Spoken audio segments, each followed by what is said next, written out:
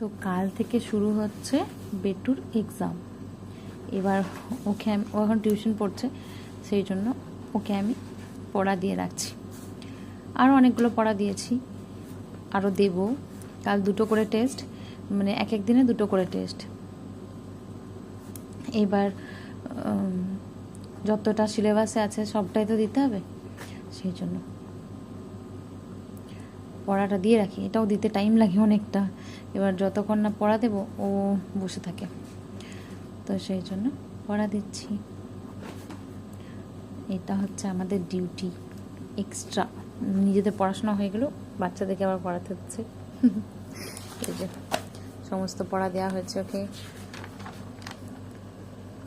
এখান থেকে আরও দেব। আর এই একজন কি করছো, কি করছো? তোমার পড়াশোনা নেই না? ওর পড়াশোনা নেই, ও এখন খেলতেই ব্যস্ত। ফিশ, আচ্ছা ফিশ।